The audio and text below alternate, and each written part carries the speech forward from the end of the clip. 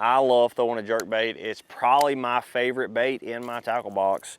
And I've won a ton of money and won some tournaments. I won Red Crest on it. So we're gonna go into the line setup, the rod, what kind of jerk bait, when to throw it, the cadence, and this is really my system for jerk baiting. All right, going into the rod setup. This is a Pro Series favorite rod. It's a 6/8 medium heavy. It works really well for, you know, forward facing sonar is a big deal now. And I can easily stand up here.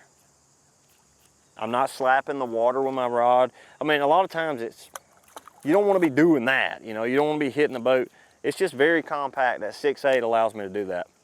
12-pound Seaguar Invis-X line.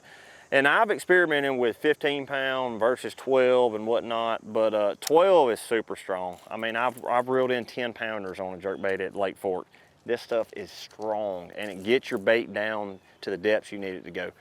Going to the reel, I throw a 6 3-to-1 reel. And the biggest key to that is whenever I'm throwing my jerkbait, I don't want to be picking up too much line at one time. It kind of messes up my cadence. Now that's personal preference, but I throw a 6 3-to-1. As far as cadence, and what I mean by that is how you work the bait. It's pretty simple. I throw it out there and I do a 1 2 3, 1 2 3, 1 2, 1 2 3, 1 2. And depending, now I'm gonna change this cadence depending on the water temperature, the water color, and actually just how the fish are reacting. Now we have electronics now and I can see how that fish is acting on that bait. So typically in your colder water temps, you wanna work that bait a little bit slower, and right now, you know, it's fairly warm. I mean, I'm not against throwing it out there and really snapping it in, trying to get that fish to react. So, I mean, there's times where just let the fish tell you what they want. And so that's my setup.